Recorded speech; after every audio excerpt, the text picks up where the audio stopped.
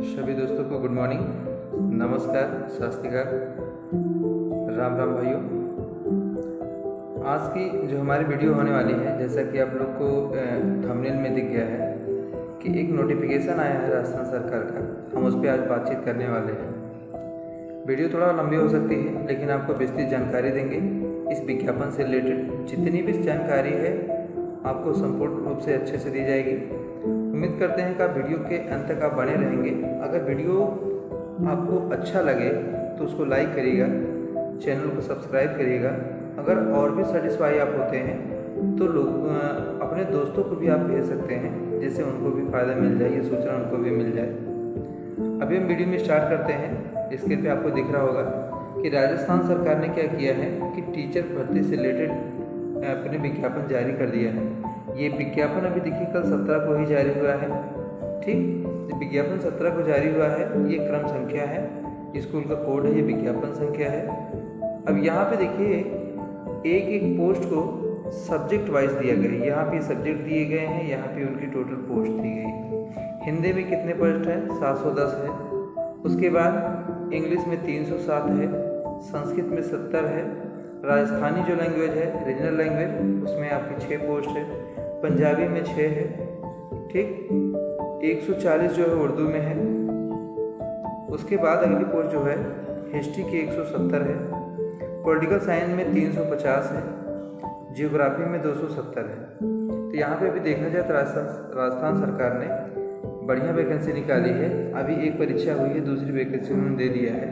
तो जो अभ्यर्थी इस राजस्थान पब्लिक सर्विस कमीशन की तैयारी कर रहे हैं वो आसानी से जुड़ सकते हैं और तैयारी में लगे रहिए, बने रहिए।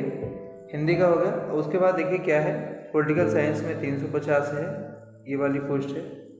और उसके बाद जियोग्राफी में 270 है। इकोनॉमिक्स में सीटें कम आती हैं, कम है भी, 34 है केवल। सोशियोलॉजी में 22 है। पब्लिक एडमिनिस्ट्रेशन 2 सीटें केवल। होम साइंस में 70 है। केमिस्ट्री वालों के लिए अच्छी सीटें दी गई सरकार के द्वारा, 177 है। और उसके बाद अगली जो सीट है, थोड़ा सा इसको हम और बड़ा कर लेते हैं। ठीक, ये भी। अब केमिस्ट्री का हो गया 177, उसके बाद फिजिक्स का हो गया 94, मैथ्स का 14 हो गया, बायोलॉजी में 85 सीट। अच्छी खासी सीट आई है कॉमर्स में 430। ठीक है, जो अभ्यर्थी कॉमर्स से तैयारी कर रहे हैं, वाणिज्य विषय की तैयारी कर रहे हैं, वो अगर मेहनत से लगे रहेंगे तो इसमें बढ़ने के चांसेस ज़्यादा है। ठीक, उसके बाद ड्राइंग की कितनी है? 180 है। म्यूजिक का है 7। Physical education PE, physical education की 73 सीटें हैं। उसके बाद क्या है, ये तो हो गया। फिर कोच का, एथलेटिक्स कोच की 2 सीटें हैं।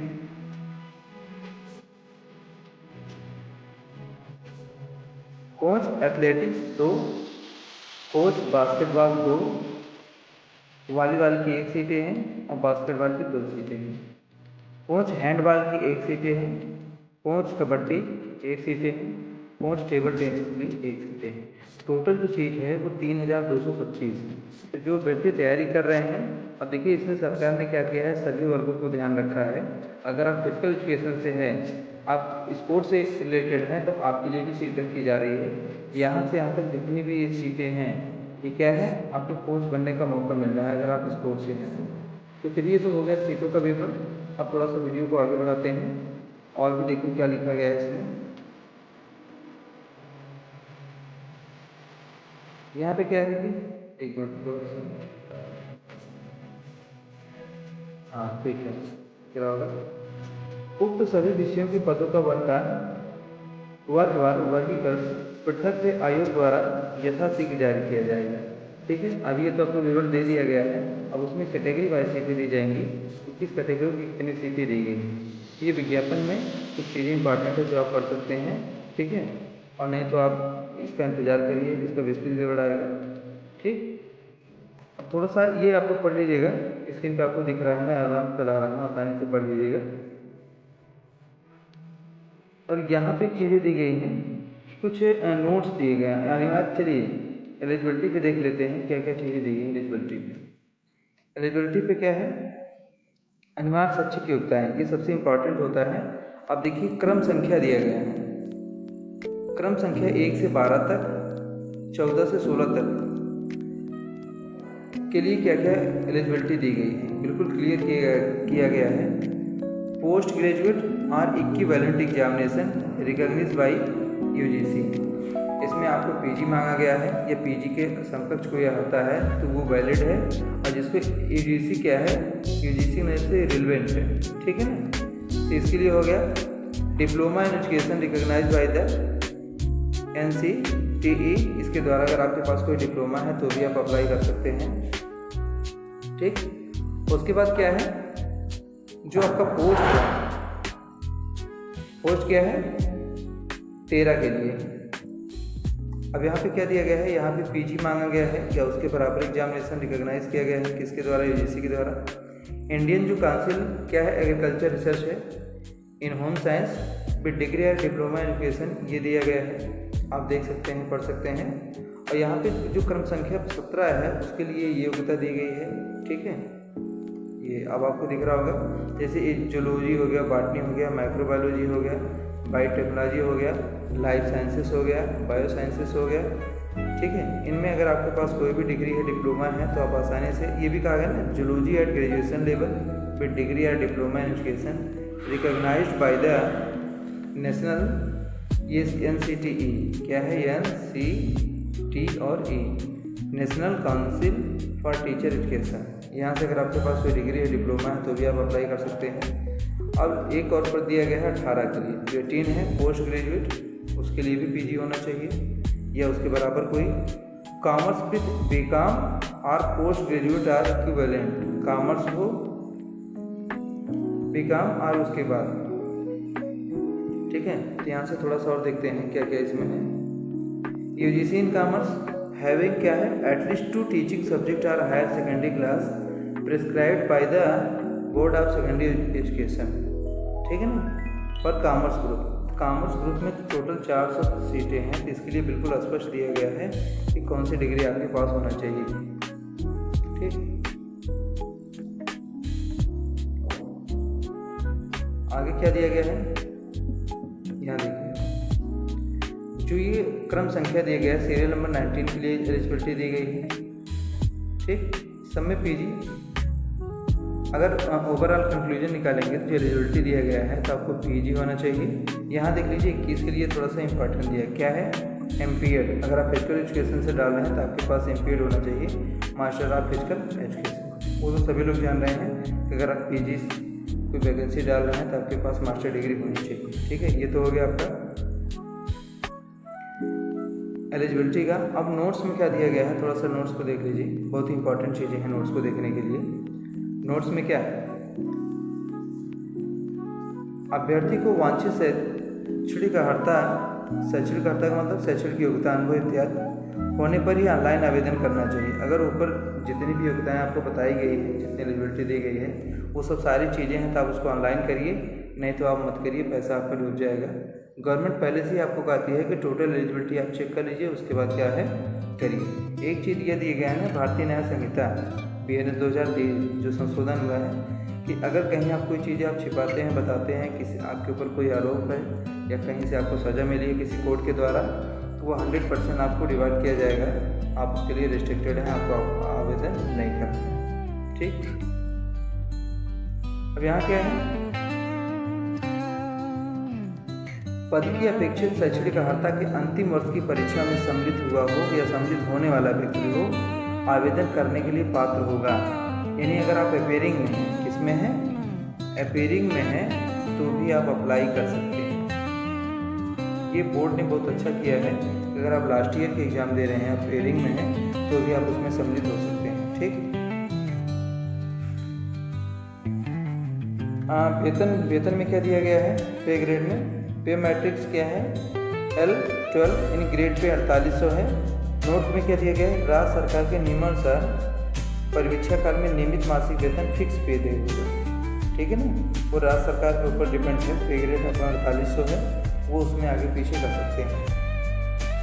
थोड़ा सा और देखते हैं आयु सीमा में क्या है। आयु सीमा में 1 से 11 या 13 से 21 तक के पद योग, देखिए न्यूनतम 21 वर्ष है और अधिकतम कितनी है, 40 वर्ष है। फिर उसके बाद कैटेगरी वाइज इसमें छूट दिया गया है सरकार के द्वारा, ठीक है। छूट क्या है देख लीजिए। राजस्थान राज्य के अनुसूचित जाति, अगर आप होम स्टेट के हैं, आप SC ST OBC कैटेगरी हैं, तो वहाँ पे आपको 5 साल की छूट मिलेगी। जनजातीय पिछड़े वर्ग को महिला हैं, उनको 10 साल की छूट मिलेगी। समान आरक्षित, ठीक है ना, जनरल कैटेगरी की महिला उनको 5 साल की छूट मिलेगी। अगर कोई विधवा है या किसी प्रकार से है तो उनको अधिकतम आयु सीमा नहीं कोई डिसाइड नहीं है, यानी अगर वो 55 साल हैं, 50 साल हैं, 40 के ऊपर भी हैं तो भी वो अप्लाई कर सकते हैं, उसमें कोई संदेह नहीं है, ठीक है। और थोड़ा सा ऊपर कर लिया जाए। चलिए ये सब थोड़ा सा पढ़िएगा डिटेल्स में, मैं आपको इंपॉर्टेंट चीज़ें बता दे रहा हूँ क्या चीज़ें हैं, क्योंकि नोटिफिकेशन आउट हुआ है, सबके पास PDF होगा, PDF अगर आप पढ़ लेंगे तो सारी चीज़ें आपकी क्लियर हो जाएंगी। तो बेहतर यही होता है कि जब आप ऑनलाइन आवेदन करने जा रहे हैं तो ऑनलाइन आवेदन करने से पहले ही सब कुछ आप अच्छे से पढ़ लीजिए। जब आप पढ़ के जाएंगे आवेदन करेंगे तो आपके लिए समस्याएँ नहीं होंगी। यहाँ पर क्या दिया गया है देखिए, ये 26/7/2017 को ये अनुसार लंबत वर्टिकल आरक्षण के ऊपर दिया गया है, इसको आप देख लीजिए, ठीक है ना। जो रिटायरमेंट की एज है 60 साल निर्धारित की गई है, उसमें कोई दिक्कत नहीं है ना, ठीक। अन्य विवरण में क्या दिया गया है, चयन की प्रक्रिया, इस सिलेक्शन प्रोसीजर कैसे है देख लिया जाए। अभ्यर्थियों का चयन प्रतियोगी परीक्षा के माध्यम से किया जाएगा, ये तो सभी जान रहे हैं कि जो भी चयन होगा वो डायरेक्ट नहीं होगा, वो कंपटीशन के माध्यम से होगा। आवश्यकता पड़ने पर आयोग द्वारा उत्तर पत्र की पुस्तिका का मूल्यांकन, स्केलिंग, ठीक है। अगर जब भी आपकी ज़रूरत पड़ती है तो उसकी रीचेकिंग भी नॉर्मलाइजेशन सामान्यीकरण पद्धति को भी अपनाया जा सकता है। ये इंपॉर्टेंट चीज़ है कि अगर अभ्यर्थी ज़्यादा हो जाते हैं, कोई प्रॉब्लम होती है तो बोर्ड को यह अधिकार है कि वह नॉर्मलाइजेशन की प्रक्रिया को अपनाया जा सकता है, ठीक है ना। 28 के अनुसार आयोग द्वारा उपयुक्त पाए गए अभ्यर्थियों के नाम राज्य सरकार नियुक्त अधिकारी अनुशंसित किए जाएंगे। जो लिखित परीक्षा में प्राप्त मेरिट, यानी जो रिटन टेस्ट होगा उसमें जितना आप पाएंगे उसी रिगार्डिंग आपका सिलेक्शन होगा, ठीक। अब इसमें क्या दिया गया है, परीक्षा का जो स्थान है, मतलब वो आपको टाइम से सूचना दी जाएगी, परीक्षा का पाठ योजना है, ठीक, ये देख लीजिए। और उसके बाद आवेदन अवधि, ये सबसे इम्पोर्टेंट चीज़ है, सभी बच्चों को ध्यान में रखना चाहिए। क्या है अवधि, क्या है, 14/8 से स्टार्ट होगा और 12/9 तक, रात्रि 12 बजे तक चलेगा, ये इम्पोर्टेंट चीज़, ठीक है ना। यानी 14 अगस्त से स्टार्ट होगा और अगस्त के बाद क्या है सितंबर, 12 सितंबर तक मध्य क्या है, रात में 12 बजे तक आवेदन आप कर सकते हैं। तो आपको ये 12/9 का इंतज़ार नहीं करना है, ठीक है। अगर यहाँ पे आप जाएंगे हो सकता है साइट जाम हो जाए, वेबसाइट क्रैश हो जाए, बहुत सारी प्रॉब्लम आएगी, तो उससे पहले आप आवेदन कर लीजिए, टेंशन फ्री रहेंगे, तैयारी में आपको ज़्यादा टाइम मिलेगा, ठीक।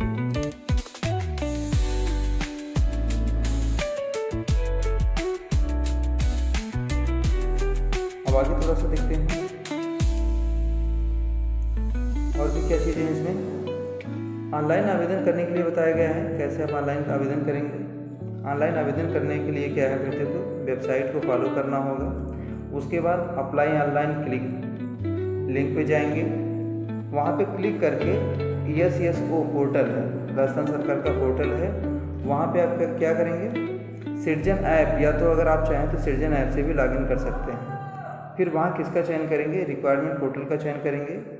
और इसमें एक चीज़ इंपॉर्टेंट है कि आपके पास क्या होना चाहिए, OTR, वन टाइम रजिस्ट्रेशन होना चाहिए, ठीक है। वो है, उसको डालने के बाद आपका काम थोड़ा सा आसान हो जाएगा, बहुत सारी इन्फॉर्मेशन ऑटोमेटिक फिल हो जाती है। तो देखते रहिए वीडियो, अगर अच्छा लगे तो बीच बीच में आपको लाइक भी कर दीजिए, लाइक करने का कोई पीछा नहीं लगता है, ठीक है। आपकी लाइक से किसी को मोटिवेशन मिलता है, वीडियो बनाने का जरिए मिलता है। तो उम्मीद करते हैं कि वीडियो आपको अभी तक अच्छी लगी होगी और आगे भी अच्छी लगेगी, और भी जानकारी हम देख लेते हैं ताकि टोटल जो आपके कन्फ्यूजन है इससे रिलेटेड वो दूर हो जाए, आसानी से फॉर्म आप अप्लाई कर पाएँ, ठीक। अगला क्या है, तो यहाँ पे ऑनलाइन आवेदन करने से रिलेटेड चीज़ें दी गई हैं। अभी जैसे यहाँ पे क्या है, OTR नंबर तो सबके पास होगा, अगर नहीं है तो अभी से आप कंप्लीट कर लीजिए, ठीक है ना। SSO एक ID जनरेट हो जाएगी, उसके बाद आपका पासवर्ड जनरेट हो जाएगा। उसी के अकॉर्डिंग जितनी भी आप वैकेंसी ऑनलाइन करेंगे राजस्थान सरकार में, आप उसी से करेंगे, उसी का आपका ओपन होगा, उसी का आपका क्लोज होगा। जब एडमिट कार्ड आएगा तभी हमको उसी ID और पासवर्ड से निकाला जाएगा, ठीक। आगे देखते हैं क्या नोट्स में क्या दिया है। नोट का मतलब कुछ इंपॉर्टेंट चीज़ें हैं। ऑनलाइन आवेदन पत्र भरने से पूर्व अभ्यर्थी के पास क्या होना चाहिए, आधार कार्ड होना चाहिए, अपना आधार नंबर दर्ज करें, ठीक है, स्वयं का नाम डालें, पिता का नाम डालें, जन्मतिथि डालें और उसके बाद लिंग मेल एंड फीमेल, इन सब की आप जांच कर लें। जांच करने के बाद ही उनको रजिस्ट्रेशन के लिए आप सबमिट करें, क्योंकि एक बार सबमिट होने के बाद इसमें चेंज नहीं किया जाता। फिर क्या कहा जा रहा है यहाँ पे, आधार कार्ड में लगी हुई फ़ोटो 3 वर्ष या उससे अधिक पुरानी है तो ऑनलाइन आवेदन करने से पूर्व आधार कार्ड में त्रुटिपूर्ण प्रविष्ट तथा फ़ोटो को अपडेट कर लें ताकि सही सूचना आवेदन में दर्ज हो सके। यह के लिए कहा जा रहा है कि जो आपका आधार है उसको आप अपडेट करा दीजिए। अगर उसमें जो फ़ोटो लगी है अगर वो 3 साल से है, पुरानी हो गई, पहचान में नहीं आ रही, तो उसको आप अपडेट करा दीजिए ताकि सही सूचना वहाँ तक पहुँच जाए। ठीक, चलिए थोड़ा सा जल्दी देख लेते हैं क्योंकि वीडियो लंबी होगी तो आपको लगेगा क्या हो रहा है फिर। ठीक है, और क्या है, ये एप्लीकेशन नंबर आपको मिल जाएगा। ठीक है, उसके बाद एक आपको प्रीव्यू का चांस मिलेगा। फाइनल सबमिट करने से पहले आप प्रीव्यू में देख लीजिए काफ़ी इन्फॉर्मेशन टोटल सही से डाला है। जब एक बार आप सेटिस्फाई हो जाएं तो उसके बाद आप आसानी से फाइनल सबमिट कर दीजिए, जिससे आपको गलती होने के चांसेस कम हो जाए। ठीक है, अगर आपने प्रीव्यू नहीं किया, फाइनल सबमिट कर दिया तो कोई भी करेक्शन आपका नहीं हो पाएगा, तो आवेदन आपका गलत हो जाएगा। एक बार फीस जो कट जाती है वो नॉन रिफंडेबल होती है क्योंकि गलती आपकी है। उसके बाद क्या है, अगर आपसे कहीं पे जैसे ऑनलाइन आवेदन करते समय कोई समस्या आ रही है रिक्रूटमेंट पोर्टल पे, तो हेल्प डेस्क नंबर दिए गए हैं, आप उनसे संपर्क कर सकते हैं या ईमेल करके अपनी प्रॉब्लम सॉल्व कर सकते हैं। ठीक, चलिए थोड़ा सा और आगे देखते हैं। इसमें क्या कहा जा रहा है कि आवेदक जिस श्रेणी के अंतर्गत आवेदन करने हेतु पात्र हैं उसी श्रेणी में ऑनलाइन आवेदन करें। आपसे कहा जा रहा है कि अगर आप जनरल के हैं, अगर आप ओबीसी कैटेगरी में आ रहे हैं, एससी में आ रहे हैं या एसटी में आ रहे हैं, तो आप उसी में ऑनलाइन आवेदन करिए, दूसरे में मत करिए। ठीक है, आगे देखते हैं। तो ये सब इन्फॉर्मेशन है, सभी लोग जानते हैं कि क्या क्या चीज़ें हैं, क्योंकि नॉर्मली जब कोई फॉर्म आप अप्लाई करते हैं तो यही सब नॉर्मल इन्फॉर्मेशन दी जाती है। थोड़ा सा और देख लेते हैं। संशोधन संबंधी सूचना, करेक्शन की भी सूचना यहाँ दी गई है। क्या है, ऑनलाइन आवेदन सबमिट किए जाने के पश्चात यदि आवेदक को किसी प्रकार के त्रुटि का पता चलता है तो अभ्यर्थी ऑनलाइन आवेदन OTR में दर्शाए गए स्वयं के नाम, जन्मतिथि, लिंग के अतिरिक्त अन्य त्रुटि संशोधन नियमानुसार कर सकता है। इन्हीं न तो आपका नेम चेंज होगा, ना आपकी डेट ऑफ बर्थ चेंज होगी, ना फादर नेम चेंज होगा, बाकी और कोई अगर गलती लगती है तो आप उसमें संशोधन कर सकते हैं। ठीक है, और कैसे है उसका प्रोसेस क्या है। यदि कोई अभ्यर्थी ऑनलाइन आवेदन संशोधन करना चाहता है तो आवेदन की अवधि के दौरान एवं आवेदन पत्र की अंतिम दिनांक से 10 दिवस के अंदर 500 रुपये शुल्क आपको देना होगा। ठीक है, तब जाके आपके एप्लीकेशन को संशोधित किया जाएगा। तो 500 आपको न जमा करना पड़े, 500 आपको न देना पड़े, इसलिए अच्छे से भरिए, ध्यान से भरिए। आप एक ऐसे साइबर कैफ़े में जाइए जहाँ पे उसको जानकारी हो, भरने में एक्सपर्ट हो, तब जाके वहाँ पे आप ऑनलाइन फिल कराइए, नहीं तो 500 रुपये आपके नुकसान हो सकते हैं। ठीक है, और ये क्या है, OTR लागू किए जाने के कारण ऑनलाइन आवेदन में अभ्यर्थी के नाम, पिता का नाम, जन्मतिथि और लिंग किसी स्तर पर संशोधन संभव नहीं है। जब से OTR लागू हुआ है, OTR आप अच्छे से भरिए, क्योंकि एक बार OTR में आपने से फिल कर दिया तो उसमें आप संशोधन नहीं कर सकते हैं। ठीक, चलिए आगे देखते हैं। अब वीडियो में थोड़ा सा और भी है, कुछ चीज़ें हम और आपको बता दें ताकि आसान हो जाए आपको फॉर्म भरने में। एक तो ये हो गया कि भाई अगर आपने गलत भरा है तो 500 रुपये आपको शुल्क देना होगा। ठीक है ना, आपने गलती किया, 500 रुपये आपके गए, आपको टेंशन भी झेलनी होगी। जितने दिन आपका संशोधन नहीं होगा उतने दिन ये होगा कि आपकी तैयारी भी बाधित हो जाएगी। थोड़ा सा आगे आ जाइए फट से। पंजीयन शुल्क, रजिस्ट्रेशन शुल्क कितना है, देखिए जो समान आरक्षित है, पिछड़ा वर्ग क्रिमिनल के अभ्यर्थी हैं उनको 600 रुपये देना होगा। जो आरक्षित वर्ग के हैं उनको 400 रुपये पे करना होगा। जो दिव्यांग जन हैं उनको 400 रुपये पे करना होगा। तो यहाँ पे अगर देखा जाए तो 200 रुपये का डिफरेंस है। चलिए सरकार ने थोड़ा सा राहत दिया है कि अगर कोई एससी कैटेगरी का है या दिव्यांगजन हैंडीकैप्ड है उनको राहत दिया गया है। ठीक है, तो ये हो गया फीस। और यहाँ पे क्या देखिए, कोई अभ्यर्थी आयोग का बोर्ड एंड भर्ती परीक्षा 1 अप्रैल से 31 मार्च उपस्थित नहीं होता है तो ऐसी स्थिति में अभ्यर्थी के ऑनलाइन आवेदन करने की सुविधा को प्रतिबंधित, मतलब एक बार में आप 2 से नहीं हो सकते हैं, एक बार में केवल 1 आवेदन करना है। ठीक है, अभ्यर्थी द्वारा 750 रुपये का भुगतान करने के पश्चात ही एक बारी पंजीकरण OTR पुनः चालू अनलॉक किया जाएगा। यानी एक बार अगर आपने 2 परीक्षाओं के लिए अप्लाई कर दिया है सेम टाइम में, तो अगर वो पकड़ में आते हैं तो आपका जो रजिस्ट्रेशन है OTR है उसको प्रतिबंधित कर दिया जाएगा। चालू तब किया जाएगा जब 750 रुपये का आप शुल्क जमा करेंगे।